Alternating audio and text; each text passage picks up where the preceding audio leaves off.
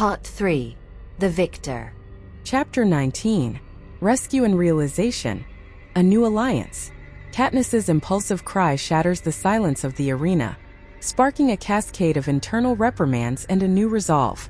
With the sky darkened and the frog's chorus rising, she stands frozen, expecting an attack, only to remember the dwindling number of tributes.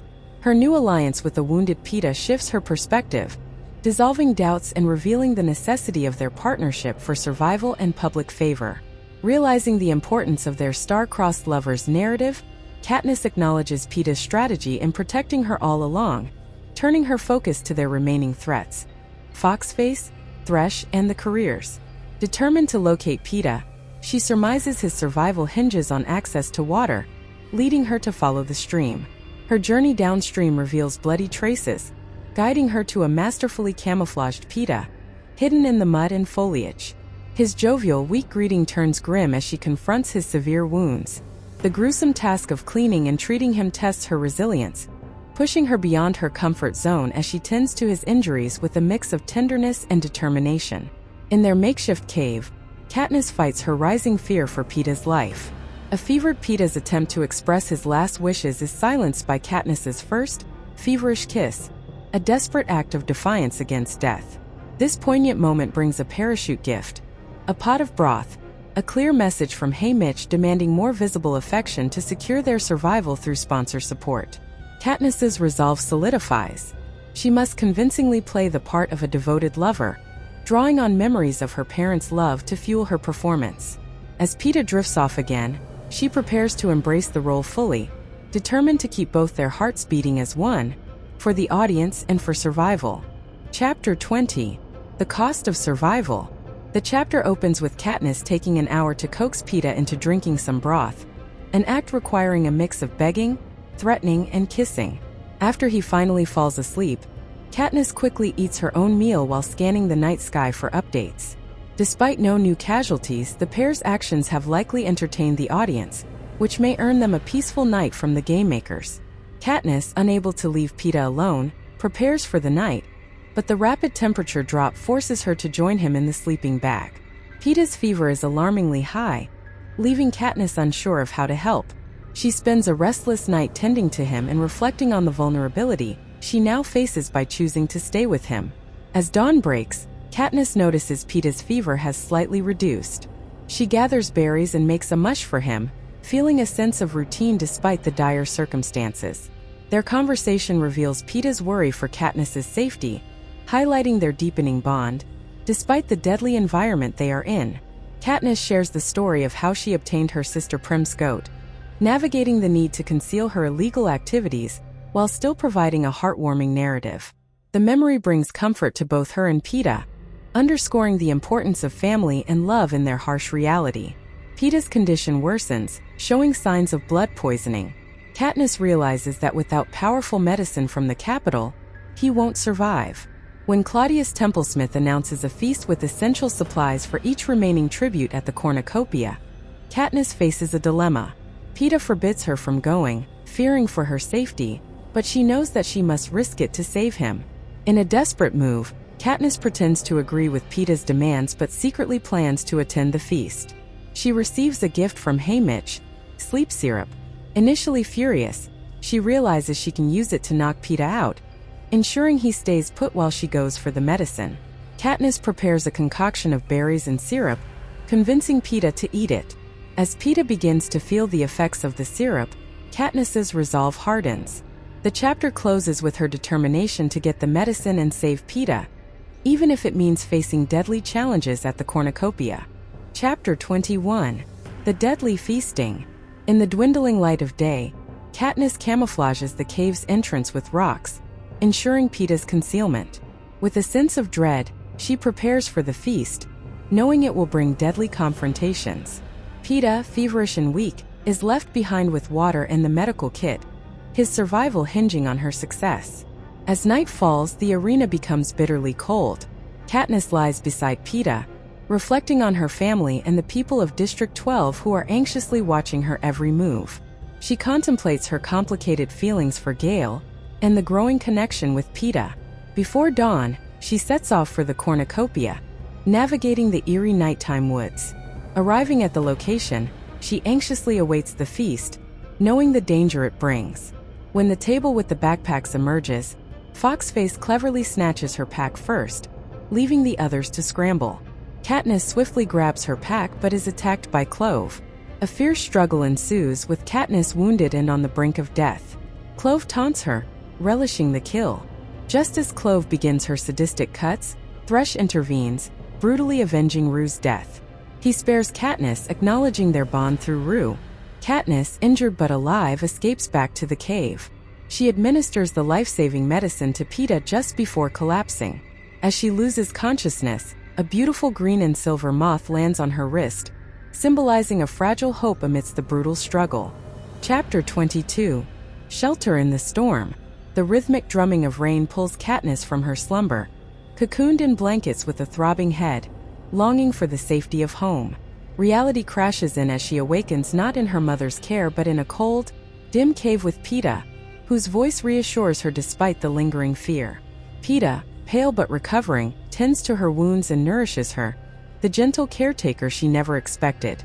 As the storm rages outside, Peeta's kindness wraps around Katniss like a second blanket. He shares the story of Thresh sparing her, repaying a debt of survival, a concept foreign to Peeta's experience but deeply understood by Katniss. Their conversation shifts to the haunting memories of the games, the eerie field hiding unseen dangers, and the ever-present threat of Cato. Amidst the thunder, Katniss and Peeta share an unexpected intimacy. Peeta recounts his lifelong crush, starting from the first day of school, a tale filled with poignant details of Katniss's father and her own innocence. His confession blurs the lines between their strategic romance and something real, leaving Katniss confused but touched. Their genuine kiss, free of pain and fever, marks a turning point. It's a kiss Katniss feels deeply, stirring something warm inside her. But practicality returns as Peeta notices her wound bleeding again, and they settle into the cold night, Peeta's protective embrace giving Katniss a sense of safety she hasn't felt since her father's death. The storm continues unabated, their hunger gnawing at them. Peeta's memories and Katniss's reluctant trust weave a fragile bond as they navigate survival and the Capitol's manipulations. When a parachute with a feast arrives, it's a reward for their authentic connection, a moment of respite amidst the relentless games. As they share the Capitol's bounty, Katniss realizes the depth of Peeta's feelings and the complexity of their situation. Their kiss, Peeta's stories, and the silver parachute form a tapestry of hope and desperation, love and survival, as they cling to each other in the eye of the storm. Chapter 23. Whispers of Survival and Shadows of Loss. Katniss and Peeta savor a modest meal of stew, reminding themselves to eat slowly to avoid sickness. As they share a moment of warmth and closeness in their cave, Peeta and Katniss discuss their past and the potential future in the Victor's village. They humorously speculate about their only neighbor being Haymitch, though Katniss doubts his fondness for her. Their conversation takes a serious turn as they ponder how Haymitch, despite his flaws, might have outsmarted his way to victory in the games. This reflection on their mentor's strategies fuels their determination to survive. The night brings unsettling news. Thresh is dead. Katniss is torn between relief and sorrow, recalling Thresh's mercy towards her because of Rue. This intensifies her resolve to win not just for herself, but for those who showed her kindness. Morning arrives with a renewed focus on survival. Katniss and Peeta's banter lightens the mood briefly before they set out to hunt. Katniss struggles with Peeta's noisy movements, realizing he isn't adept at stealth. She sends him to gather roots while she hunts, but panic sets in when he fails to respond to their agreed signal. Fearing for his safety, she runs back to find him safe but oblivious to the dangers of not staying within range. Their tension is palpable as Katniss scolds Peeta, the memory of Rue's death fresh in her mind. She vents her fear and frustration, emphasizing the importance of their survival tactics. As they regroup, the gravity of their situation presses upon them. Katniss silently vows to keep Peeta safe, their bond growing stronger amidst the dangers of the arena. This chapter is a poignant mix of humor, reflection, and survival, showcasing the deepening relationship between Katniss and Peeta as they navigate the perilous path to victory. Chapter 24. The Final Confrontation. Every muscle in Katniss's body screams to dive into the stew, But Peeta's voice breaks through her hunger haze, urging caution. They reminisce about Foxface, the clever tribute who fell victim to the deadly nightlock berries. Katniss, ever the strategist, pockets some of the berries, hoping to use them against their remaining adversary, Cato. As they cook their meager meal, they discuss their precarious situation. Katniss realizes their fire is a signal, a challenge to Cato. They decide to head back to their cave, a safer but distant refuge, showing a rare moment of tenderness as Katniss kisses Peeta, rekindling their bond. Exhausted, they reach the cave and settle in, with Katniss keeping watch over a deeply sleeping Peeta. Her thoughts drift to the unpredictable and brutal Cato, pondering his madness and the inevitable showdown. Morning arrives without incident, and the two prepare for what feels like the final day in the arena. They eat heartily, knowing they need strength for the impending battle. As they wash up at a now dry streambed, it's clear the game makers are driving them to the lake, setting the stage for a dramatic confrontation. Reaching the lake, they encounter no sign of Cato. Katniss sings Rue's song, evoking a hauntingly beautiful response from the Mockingjays. This serene moment is shattered as Cato, in a panic, crashes through the trees, pursued by monstrous creatures. Despite his body armor deflecting Katniss's arrows, he barrels past them, driven by terror. The true horror becomes clear as mutant creatures leap into view, forcing Katniss and Peeta to flee in desperate pursuit of survival.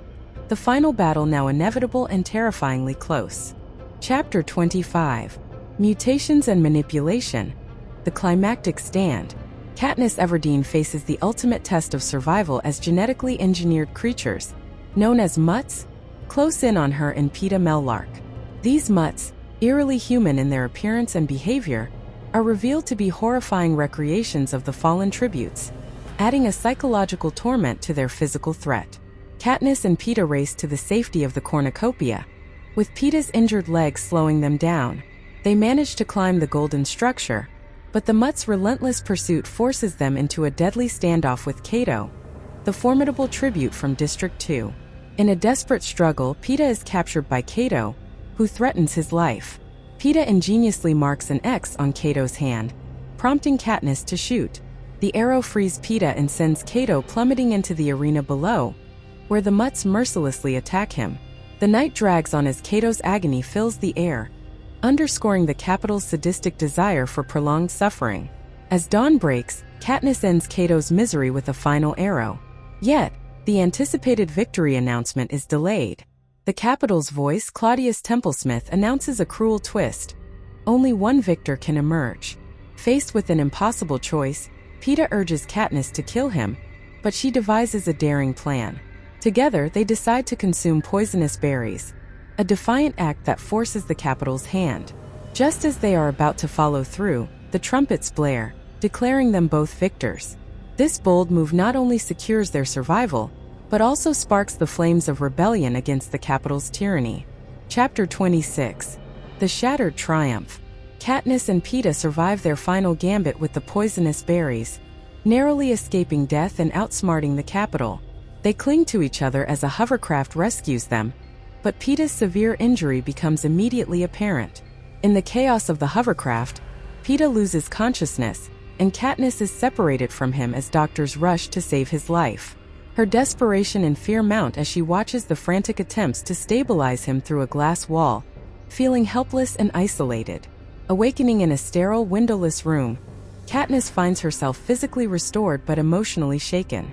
Her encounter with the Avox girl brings a small measure of comfort, and she learns that Peeta is alive. Despite her improved condition, Katniss feels trapped and disoriented, periodically drugged back into unconsciousness. Finally freed from her restraints, Katniss explores the facility, desperate to see Peeta. Instead, she reunites with her prep team and is dressed for her victor's appearance.